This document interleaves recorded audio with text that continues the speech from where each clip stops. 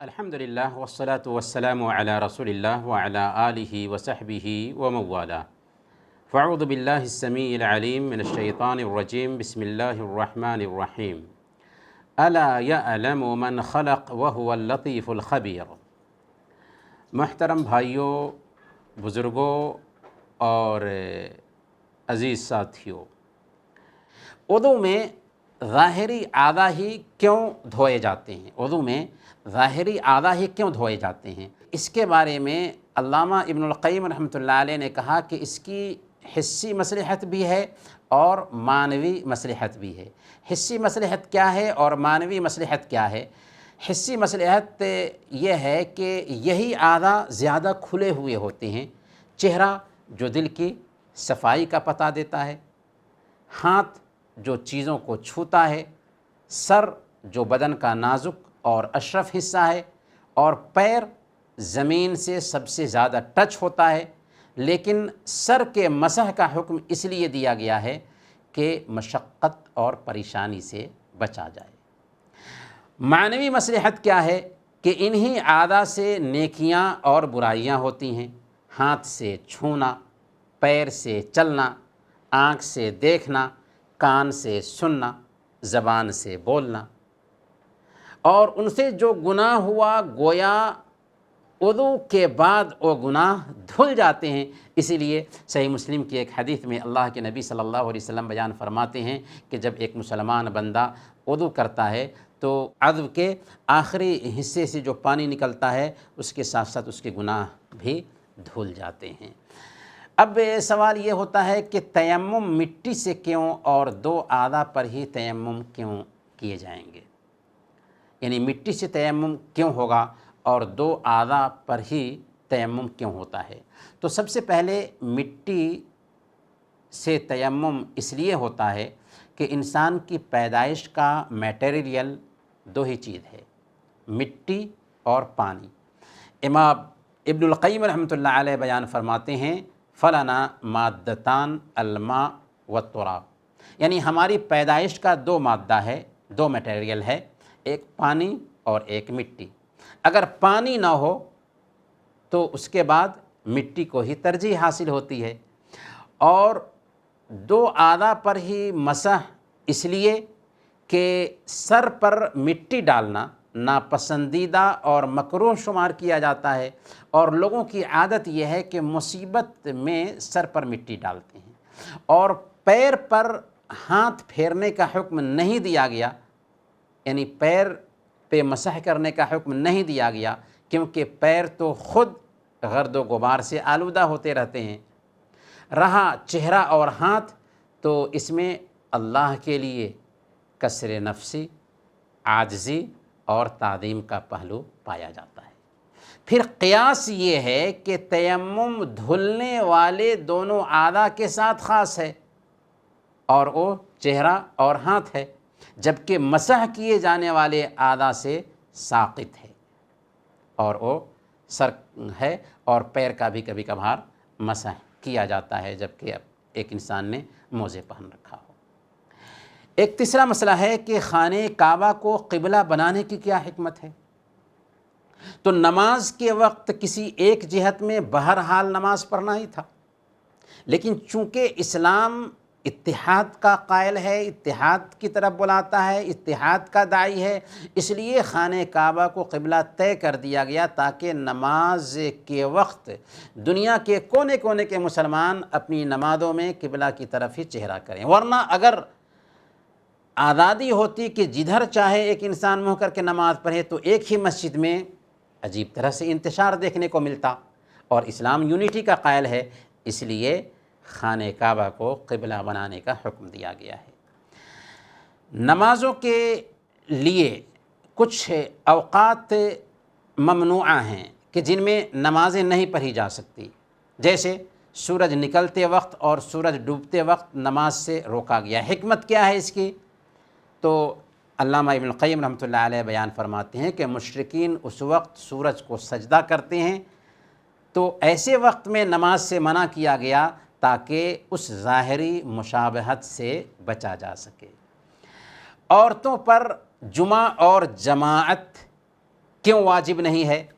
علامہ ابن القیم رحمۃ اللہ علیہ اس کی حکمت بیان کرتے ہوئے فرماتے ہیں لِأَنَّهُنَّ لَسْنَ مِنْ أَهْلِ الْبُرُوزِ وَمُخَالَطَةِ الرِّجَالِ، کیونکہ عورتیں ظاہر ہونے والی جماعت میں سے نہیں ہے اور مردوں سے گھل مل کر رہنے والی جماعت میں سے نہیں ہے، اسی لیے جہاد عورتوں پر فرض نہیں، جبکہ نماز، زکوٰۃ، روزے اور طہارت اور حج میں مردوں اور عورتوں کے بیچ برابری پائی جاتی ہے۔ شریعت کے اسرار میں سے ایک سر یہ ہے، شریعت کے مقاصد میں سے ایک مقصد یہ ہے کہ جہاں پریشانی آتی ہے وہاں آسانی آ جاتی ہے۔ یہ شریعت کا بہت بڑا مقصد ہے۔ پریشانی آئی تو شریعت آسانی پیدا کر دیتی۔ اللہ تعالیٰ نے فرمایا لا یکلف اللہ نفسا الا وسعها، اللہ تعالیٰ کسی بھی انسان کو اس کی طاقت سے زیادہ مکلف نہیں کرتا۔ چنانچہ آپ دیکھتے ہیں کہ موزے پر مسح کی گنجائش رکھی گئی ہے، اگر ایک انسان نے موزہ وضو کی حالت میں پہنا ہے تو وہ مسح کرے گا۔ پانی نہ ملے یا پانی کے استعمال میں پریشانی ہو تو تیمم مشروع قرار دیا گیا ہے۔ مسافر کے لیے قصر اور جمع کی رخصت اور چھوٹ رکھی گئی ہے، اور روزے میں بھی چھوٹ رکھی گئی ہے۔ بیمار اگر کھڑے ہو کر نماز نہیں پڑھ سکتا تو بیٹھ کر پڑھ لے گا، بیٹھ کر نہیں پڑھ سکتا تو لیٹ کر پڑھ سکتا ہے۔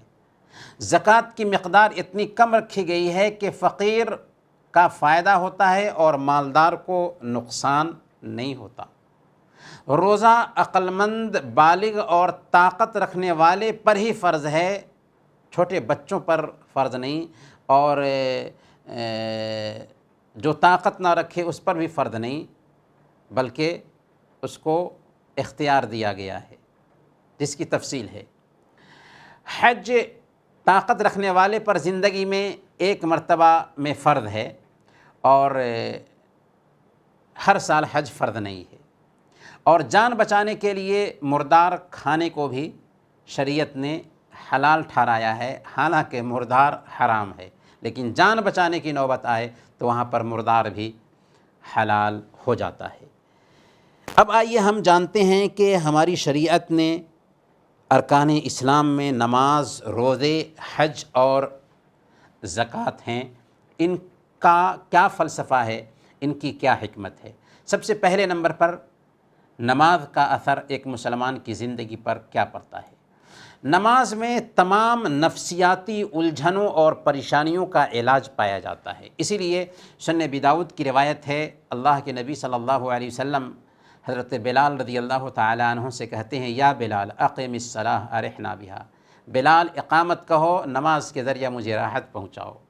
اور سنن ابی داؤد کی ہی روایت ہے کان النبی صلی اللہ علیہ وسلم اذا حضبہ امر صلی، کہ اللہ کے نبی صلی اللہ علیہ وسلم کو اگر کوئی پریشانی لاحق ہوتی ہے تو نماز کی طرف لپکتے تھے۔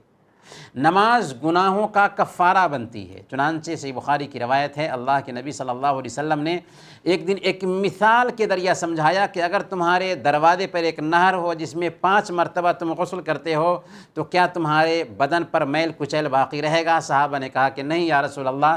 تب آپ نے فرمایا کہ یہی 5 وقت کی نمازوں کی مثالیں ہیں کہ اللہ تعالیٰ ان کے ذریعہ گناہوں کو مٹا دیتا ہے۔ نماز ایک مسلمان بندے کو اللہ کے احکام کا پابند بناتی ہے، اور اللہ نے جن کاموں سے روک دیا ہے ان سے روکتی ہے۔ اللہ فرماتا ہے ان الصلاۃ تنہی عن الفحشاء والمنکر، کہ نماز بے حیائی اور بری باتوں سے روک دیتی ہے۔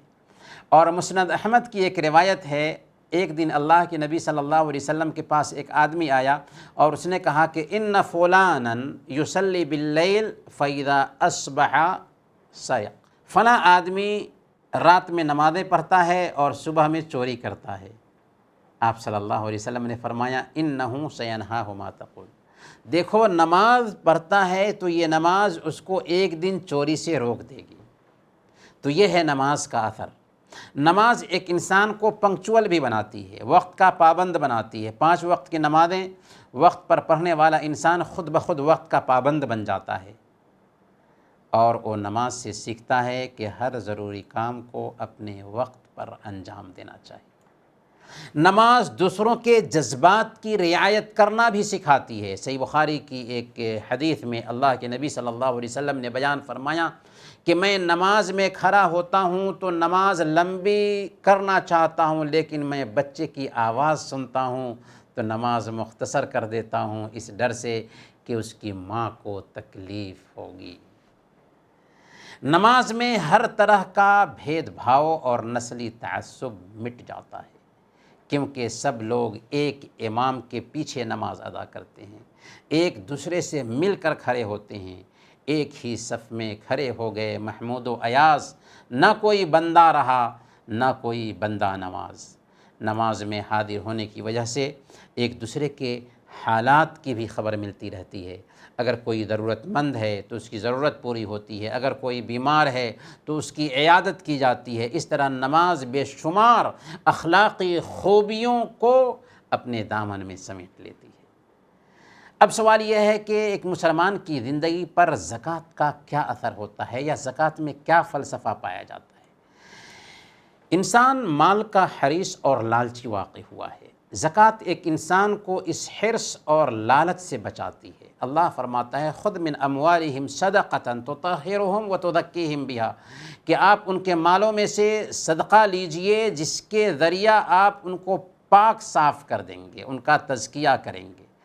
زکوٰۃ بخیلی سے بچا کر کے سخاوت اور فیاضی کی صفت پیدا کرتی ہے۔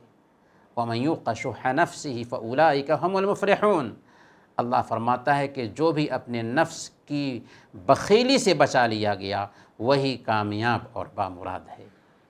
زکوٰۃ سماج سے چوری کو ختم کرتی ہے، ڈکیتی کو ختم کرتی ہے، لا قانونیت کو ختم کرتی ہے۔ کیوں؟ اس لیے کہ غریبوں کی جب مدد ہوتی ہے تو غریب چوری نہیں کرتا، غریب ڈکیتی نہیں کرتا، سماج میں لا قانونیت کا ماحول نہیں بنتا ہے۔ غریبوں، یتیموں اور بیواؤں پر خرچ کرنے پر ایسا پرسکون ماحول بنتا ہے اور ایسی راحت محسوس ہوتی ہے جس کا اندازہ نہیں لگایا جا سکتا۔ اسی لیے مسند احمد کی ایک روایت ہے، ایک آدمی نے اللہ کے نبی صلی اللہ علیہ وسلم سے اپنے دل کی تنگی کی شکایت کی، تو اللہ کے نبی صلی اللہ علیہ وسلم نے بیان فرمایا کہ اذا اردت ان یلین قلبک فاطعم المسکین وامسح براس الیتیم، اگر تم چاہتے ہو کہ تمہارا دل نرم ہو جائے تو مسکین کو کھانا کھلاؤ اور یتیم کے سر پہ ہاتھ پھیرو۔ اب سوال یہ ہے کہ مسلمان کی زندگی پر روزہ کا کیا اثر ہوتا ہے؟ تو اللہ نے اس کی حکمت بیان کر دی، لعلکم تتقون، تاکہ تمہارے اندر تقوی آ جائے، تاکہ تمہارے اندر پرہیزگاری آ جائے۔ ایک بندہ جب ایمان کے ساتھ اور ثواب کی نیت سے روزے رکھتا ہے تو عجیب طریقے سے اس کے پچھلے گناہ معاف ہو جاتے ہیں، وہیں اس کی تربیت یہ ہوتی ہے کہ وہ اللہ کی نگرانی کو اپنے اوپر پورے طور پر طاری کر لیتا ہے۔ اکیلے میں ہوتا ہے، کھاتا پیتا نہیں، 1 مہینہ تک یہ ٹریننگ حاصل کرتا ہے تاکہ 11 مہینوں کے لیے یہ سوچے، اس کے ذہن میں یہ بات بیٹھ جائے کہ کوئی تو نہیں دیکھ رہا ہے لیکن رب کا کیمرہ ہر وقت تمہارے اوپر لگا ہوا ہے، اس لیے اکیلے میں ہو پھر بھی اللہ کی غیرت کو پامال نہیں کر سکتے۔ اسی طریقے سے روزہ رکھنے کی وجہ سے دل میں ان غریبوں اور مسکینوں کے تئیں بھی ہمدردی پیدا ہوتی ہے جو سال بھر یا سال کے اکثر دنوں میں بھوکے رہتے ہیں۔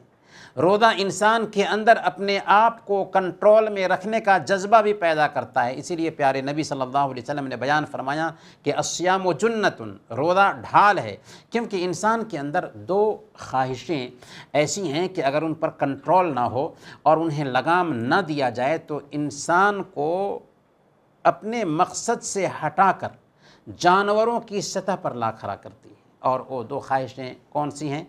کھانے پینے کی چاہت اور جنسی خواہش۔ اور روزہ ان دونوں چیزوں پہ کنٹرول رکھتا ہے۔ روزہ انسان کے اندر اچھے عادات پیدا کرتا ہے اور بری عادتوں سے نجات دیتا ہے۔ اسی لیے صحیح بخاری کی روایت ہے، اللہ کے نبی صلی اللہ علیہ وسلم نے بیان فرمایا کہ جو جھوٹ بولنا اور اس پر عمل کرنا نہ چھوڑے، اللہ تعالیٰ کو کوئی ضرورت نہیں کہ وہ اپنا کھانا پینا چھوڑ دے۔ تو یہ ہے روزہ کا فلسفہ۔ ایک مسلمان کی زندگی میں حج کا کیا اثر ہوتا ہے یا حج کا فلسفہ کیا ہے، تو آپ اگر غور کریں گے نا تو عجیب بات آپ کو سمجھ میں آئے گی کہ آخر زندگی میں ایک مرتبہ فرض ہونے والی عبادت کو اللہ تعالیٰ نے اسلام کے 5 ارکان میں سے ایک رکن کیوں ٹھہرایا؟ اگر اس نقطے پہ غور کریں گے تو سمجھ میں آئے گا کہ ایک حاجی جب حج کر کے لوٹتا ہے تو پورے طور پر اس کی زندگی سدھر چکی ہوتی ہے، پورے طور پر وہ بدل چکا ہوتا ہے اگر واقعی اس نے حج کے تقاضے کو بھرتا ہے تو۔ پھر حاجی جب احرام باندھتا ہے تو سلے ہوئے کپڑے اتار کر 2 چادر پہن لیتا ہے، اس میں وہ موت کو یاد کرتا ہے کہ ایک دن ایسے ہی ہمیں کفن دیا جائے گا اور تنگ و تاریک کوٹھی میں سلا دیا جائے گا۔ اب وہ موت کے بعد کی زندگی کے لیے تیاری شروع کر دیتا ہے۔ جب وہ عرفہ میں اکٹھا ہوتا ہے جہاں پر سارے حاجی اکٹھا ہوتے ہیں تو وقوف عرفہ سے قیامت کے دن کے محشر کو یاد کرتا ہے اور اس کے ذہن میں محشر کی یاد تازہ ہو جاتی ہے۔ حج میں ہر طرح سے رنگ و نسل کا فرق بھی مٹ جاتا ہے۔ اسی لیے افریقی نسل کا امریکی لیڈر میلکم ایکس جب اسلام قبول کرتا ہے اور اسلام قبول کرنے کے بعد وہ حج کے لیے آتا ہے تو حج کے بیچ مسلمانوں کو ایک امام کے پیچھے نماز پڑھتے ہوئے دیکھتا ہے، جہاں حاجی جاتے ہیں وہاں سب لوگ جا رہے ہوتے ہیں، ایک ہی نغمہ سب کی زبان پر ہوتا ہے، تو یہ دیکھ کر کے کہتا ہے کہ یہ ہے رنگ و نسل کے فرق کا اصل علاج، یہ ہے رنگ و نسل کے فرق کا اصل علاج۔ اخیر میں اللہ تعالیٰ سے ہم دعا کرتے ہیں کہ وہ ہمیں شریعت کو سمجھنے، شریعت کو سیکھنے، شریعت پر عمل کرنے اور دوسروں تک اس شریعت کی تعلیمات پہنچانے کی توفیق عطا فرمائے، اور ہم آپ کے جذبات کی بھی قدر کرنا چاہیں گے کہ اب تک آپ نے ہماری باتوں پہ دھیان دیا اور بہت غور سے ہماری باتیں سنتے رہے۔ جزاکم اللہ خیراً، وصلی اللہ علی نبینا محمد وعلی آلہ وصحبہ اجمعین۔